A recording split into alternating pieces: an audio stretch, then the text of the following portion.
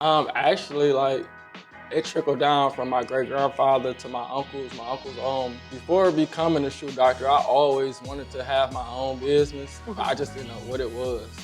But at the same time, like I tell a lot of entrepreneurs, you gotta do like what you enjoy doing.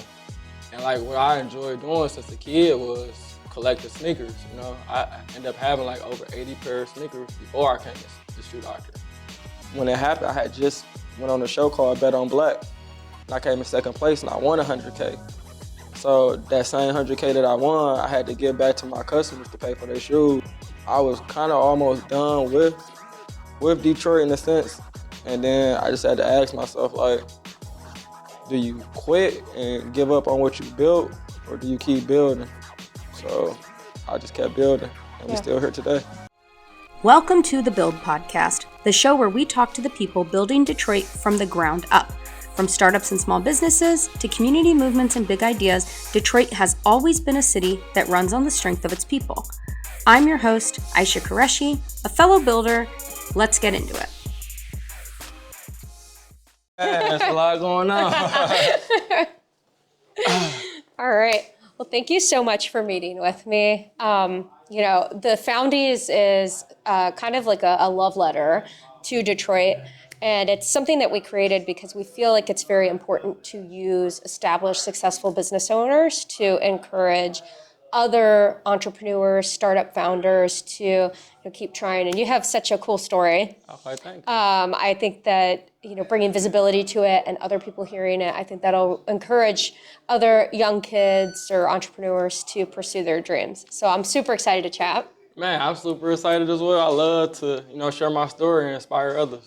In today's episode, we're going to talk to Ken Taylor. He is the founder of The Shoe Doctor.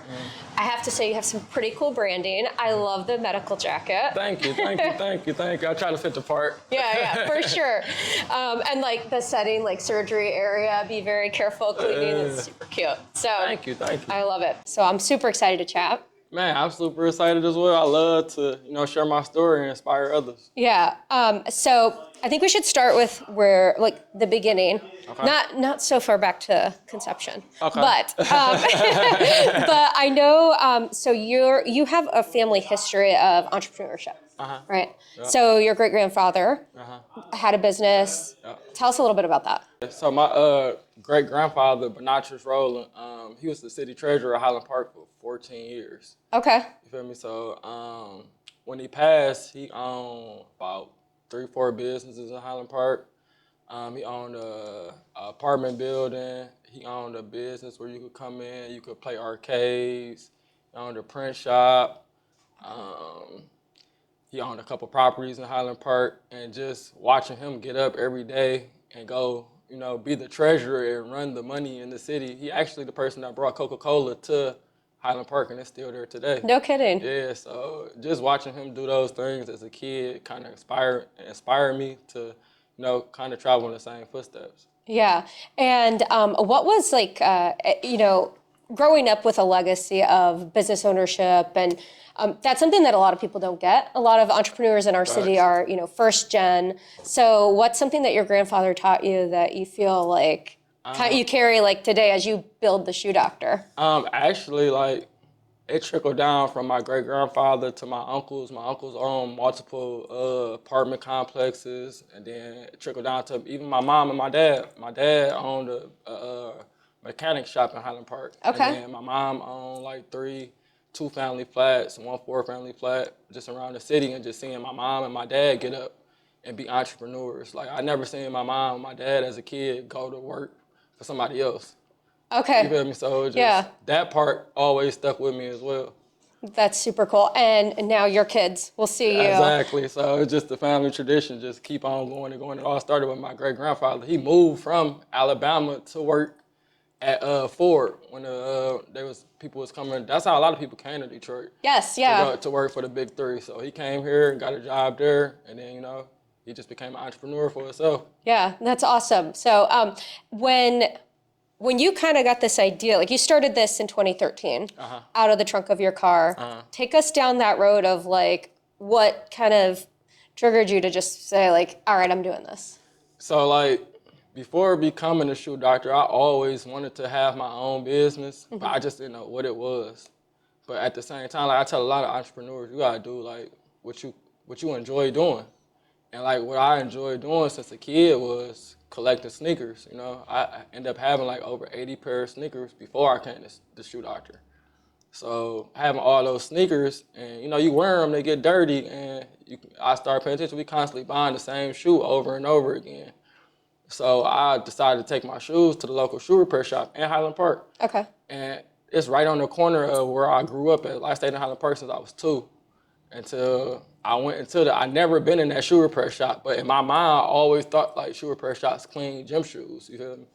So I put like 20 pair in my cart and I went to our local shoe repair shop and I'm coming in, the guy, he like, oh no, we don't clean gym shoes, we only clean dress shoes.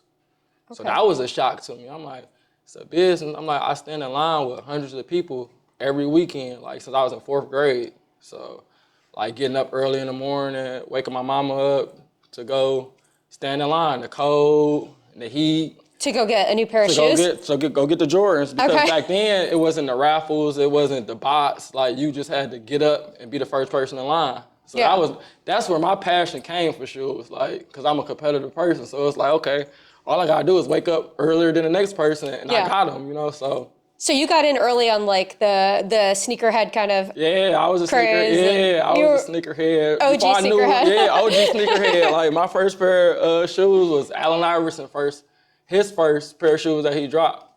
So when I remember my dad brought them home, I'm like, who is Allen Iverson? And he just started giving me the whole spiel, and then I just fell in love with the shoes. So ever since then I found out about Jordan, you know. Yeah.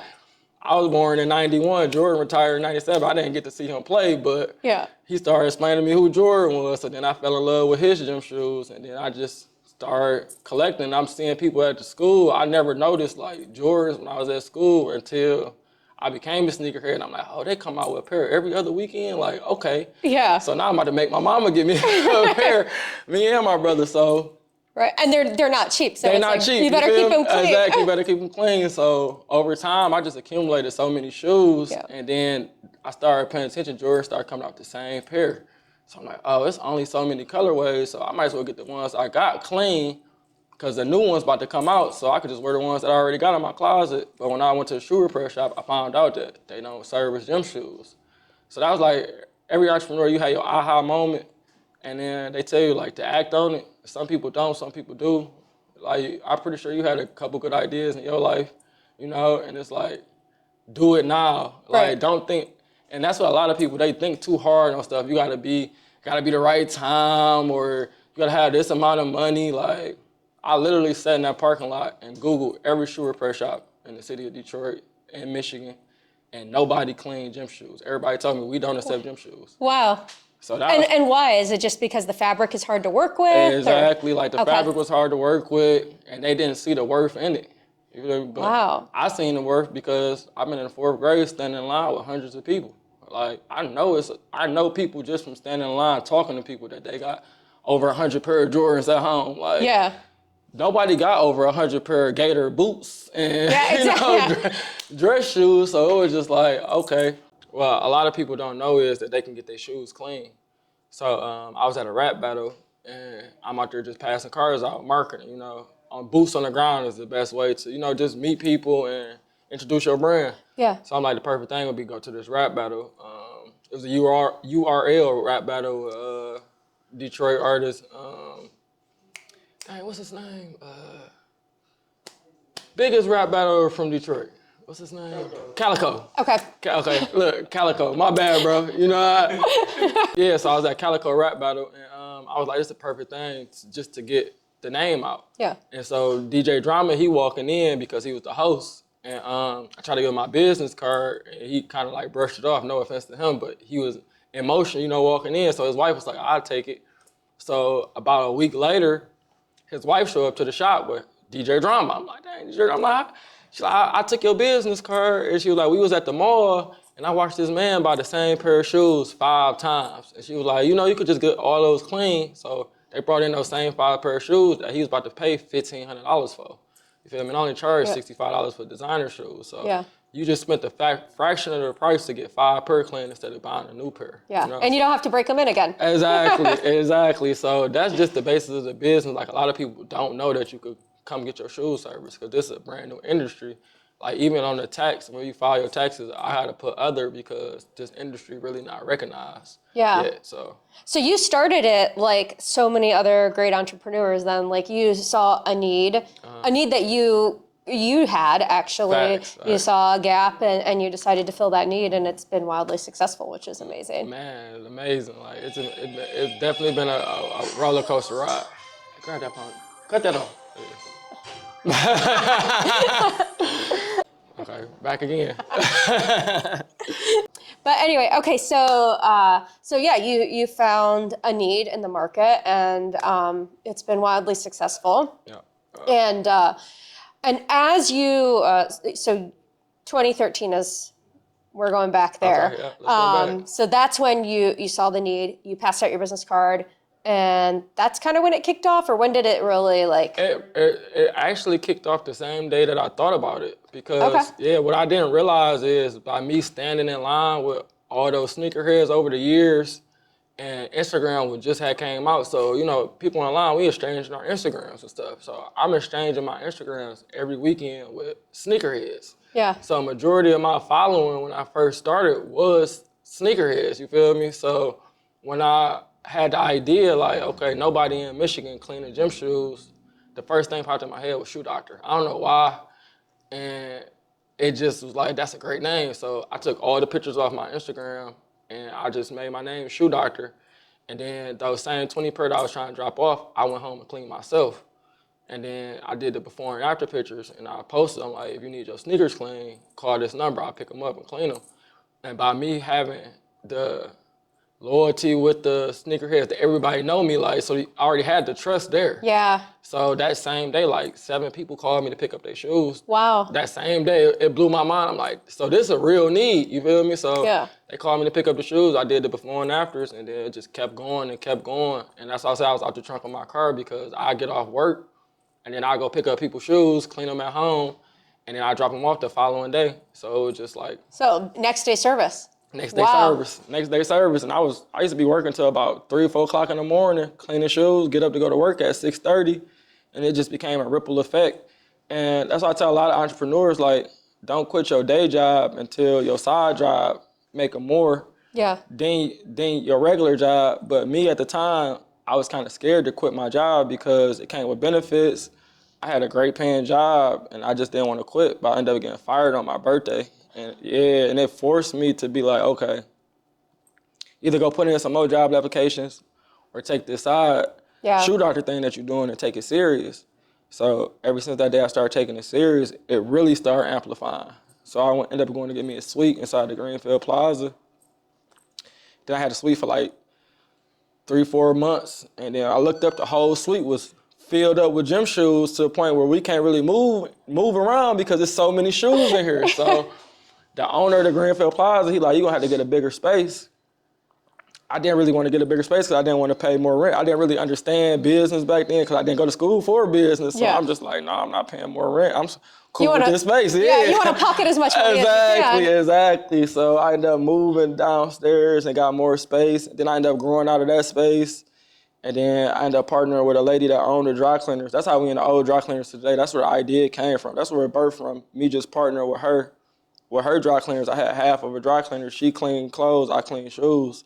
Yeah. So I ended up growing out of that space. And it just started becoming a ripple effect. Like, okay, now I need my own space, you know? So just taking the leap of faith. Yeah, and you mentioned being in an old dry cleaner. So we're actually in a historic area that is, I believe, the largest concentration of Black-owned businesses in the country. Yes, ma'am. So how does that feel, like bringing your business here? Man, this always were, like, when I started Shoe Doctor, I knew other business owners on the Avenue of Fashion. And it was just a dream to get here because now the rent here is $3,000. When I was paying before, it was like $800. So, you know, I'm like, dang, how can I get as many customers to come in to service my business to be able to fund my back end? And you know, I just kept going, and I looked up one day, and I met a guy named Fame that's at the end of the fashion district. Shout out to Fame 313, and he came in as a customer. He was like, man, you need to be in the fashion district. I'm like, that's where I always wanted to be. And then he ended up bringing me over here, introduced me to the owner, and Wow. I've been here ever since. I love it. Yeah. And so when you first came to this area, and you were like just getting established, I think it was 2022. Does that sound right? So like before I came to this area, I actually had 3 locations already. So Yeah. I had a location on Finkel and Coyle. I had a location on Euclid and 12th inside the plaza. Then I had a location on 7 Mile and Van Dyke. Okay. And when you came here, there was a point, right, where you faced a little bit of adversity because the shop was robbed. Yeah. Twice in 3 days. Yeah. Talk a little bit about that and how you overcame it. Actually, like, I never thought like somebody would like break in my shop, because before I got here, I was already in business for like 6 years, 5-6 years. So I built a reputation with the community that I didn't think the community would rob me. Even though that I was seeing other businesses get broken into, I'm like, I service the community so much, I give away so much. I didn't think that somebody would actually break in my location. So me not knowing business again, you know, I never had business insurance, so I didn't think to get it. So when it happened, I had just went on a show called Bet on Black, and I came in second place, and I won $100K. So that same $100K that I won, I had to give back to my customers to pay for their shoes. So it was just like, sometimes everything happens for a reason. If I wouldn't have went on that show, I probably couldn't have paid them people back for their shoes. Yeah. And then your reputation would have my been... reputation tarnished. So just like everything happened for a reason. Even if it's the bad reason, like sometimes you just got to keep going. Yeah. Because I actually wanted to lead the avenue of fashion after that. Like, because when they broke in, I was already in Atlanta. That was my first time moving out of state and opening up a shoe doctor. So I was kind of almost done with Detroit in a sense. And then I just had to ask myself, like, do you quit and give up on what you built, or do you keep building? So I just kept building, and we're still here today. I love that. Yeah. So tell me a little bit about how, you know, you've had this amazing generational like gift basically of business ownership kind of passed down, starting with your great grandfather who moved from, you said Alabama, and then your parents and your uncles. And so as you've been expanding the business, you've made it a mission of yours to basically continue that legacy, right? Definitely. So you have a Baltimore location getting ready to open. Can you talk a little bit about how you have continued that legacy as you continue to open stores? I continue the legacy because when you speak about the word family, it's not always blood related. You feel me? Friends become family every day, and you build your village. So I built my village to the point where people pour into me and I pour right back into them. So Baltimore came about because I had a close best friend. He ended up passing away. Kind of like a father to me, kind of like a best friend in the same sense. So he ended up passing away. But before he passed away, he introduced me to his cousin, you know, and we built a great relationship from there. And so, like, he came and said, like, I love what you're doing. Like, I've been a part of what you're doing this whole time, so now I really want to be a part of what you're doing. Yeah. And that's just like all my other locations. Like, my Roseville location, my auntie run it. That's my mama's sister. You feel me? My Toledo, Ohio location is one of my childhood best friends that run it, you know. Roseville, my Snellville location in Georgia, the guy who run it, he the first person that I met in Atlanta. And when I met him, he like, bro, I want to open up a shoe doctor, but all the funds wasn't in place. And then just you look up to, well, about 4 years later, he got the funds to invest into the business. He been around the business all this time, so it's just a no-brainer. Yeah. So that's why I tell people, like, it's not always your blood relatives. It's people that you meet on your journey in life that become a part of your village and that you build with. So that's how my company keep running. Like, even my Chicago location, the guys who run it, they started off as my business consultants. Like, and they consulted so much on my business that they fell in love with the business, and they like, we ready to invest. So it's just all about the relationships that you build. And like, when you build in those relationships, you don't ever want to take advantage of nobody. You want to get the same type of energy that they give you. And that's always been me. Like, and it pay off sometimes. Yeah, I feel like that you're a very genuine person. I can already tell. And so I feel like that is something that is just natural to Detroit. Like people can sniff out fake people and they don't like that. And so I think that because you seem like such a naturally giving person and somebody who wants to invest in the people around him, I can see why your business has grown so quickly. Thank you. And that's my whole motto, man. I don't go looking for investors. Like I say, I build from the inside out, not the outside in. Yeah. So that's the best way that I see it happening, and to keep the same formula in every state. So Yeah. So you grew up in Highland Park. For people who are listening who don't know Highland Park, it's part of the Metro Detroit area. yes, ma'am. So what role has being a Detroiter played in your approach to business and how you interact with people? Really it's not even being a Detroiter, it's being a Highland Parker. Like, if anybody from Highland Park know, it's like a family. Like, it's 16 blocks long, 16 blocks wide. Everybody know everybody. My grandma know your grandma. My aunties went to school with your aunties. Like, I'm actually, like, every generation of my family graduated from Highland Park. So they used to have a wall in Highland Park High School where all the graduates from 88 all the way to 2005. And it's somebody in my family almost every year. So it's like I was the last person to graduate from Highland Park before they tore it down. So just being an entrepreneur and somebody from Highland Park is already a family-oriented thing. So I grew up with just that family sense and pouring into your next door neighbor. Yeah. You feel me? Because your next door neighbor went to school with my auntie. So everybody know everybody, and you really don't want to do wrong by nobody that your family know, that your people know, and everybody got the same kind of mentality. Yeah, 100%. Your reputation's so important. Yes, So. always. Yeah. You want to talk a little bit about your Shark Tank Oh yeah, so appearance and your next? So with Shark Tank, I actually applied like 5 years ago, and this one I was just getting on Livernois. So I applied, and out of all the applications, they do 5 rounds. They get down to like the last 25 people before they pick for, I think it's 12 episodes. So I made it down to the last part, and I didn't make the show that was filmed in California because my business is a service business. You feel me? So a lot of businesses don't make it on Shark Tank because you can't really scale a service business. Yeah. So moving forward, I'm about to go back and audition for Shark Tank again, and I had to think, like, how can I scale a service business? And it was in my face the whole time because, like, we in the dry cleaners. Most dry cleaners, they don't clean their own clothes inside the building, you feel me? They send them to a main dry cleaner, and they clean all the clothes and send them back, so it's like a centralized hub. Okay. So I'm like, okay, how can I change my shoe doctor locations into a hub? And then they came out with the Amazon Smart Lockers. Amazon Smart Lockers where you could get your mail and retrieve your items from. So when I seen that, I was in California. It's like 5 years ago. I'm like, wow, that's it. If I could put smart lockers, in high-rise buildings, partner with Foot Locker, or I got to deal with the Athlete's Foot right now, where I got a smart locker placed in the Athlete's Foot where you could drop your shoes off in there and get them clean. But that take away the rent, the utilities, the overhead.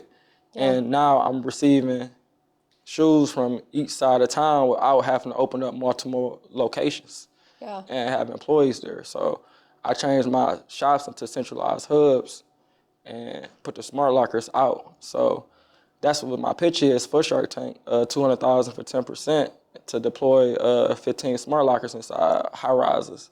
So if it's a high-rise building with 500 tenants, then all you gotta do is go downstairs and drop off your shoes to the locker, and then I'll come service and put them back. So that's my plan on how to scale without increasing overhead and hiring new employees. That's smart. That's brilliant. Yeah. All right, so as a Black founder in a historic Black district in Detroit, which is a Black majority city, and we're filming this during Black History Month, I would love to know what that means to you. Man, every day it seems like I'm making history. Like, I joke with my friends all the time, like, y'all gonna look up 20 years from now, y'all see me in the history books. Because I created this whole industry. I'm a founder. I founded this nobody was cleaning shoes before me. So it's just like when you look in the book for Thomas Edison, or you look to see who created the first gym shoe, like, okay, who created the sneaker cleaner franchise? Yeah. So that's Black history right there in itself. It is. That's and that's a great way to look at it. It's like, because it's an industry that it didn't exist. It didn't exist at all. So it's just like, I don't know, I picture one day this being a Netflix series, a biopic. Yeah. Because like everything. Next to the Madam C.J. Walker. Yeah, you feel me? So it's just, I just look at it as Black excellence, because, you know, I did a lot of hurdles and obstacles just to get here. So I definitely feel like every day I'm making history. All right, so when we close out each episode, we like to ask you to finish the sentence, Detroit is. So I would like for you to finish the sentence, Detroit is. Detroit is home. Detroit is home, forever be home. I'm a Detroiter at heart, Highland Park at heart. Like, Detroit is home. There's nowhere like Detroit. That's it for this episode of The Build. If you enjoyed the conversation, follow the show, like, and share it with someone who's building something of their own. And if there's somebody you think we need to talk to, send us a message and we'd love to connect.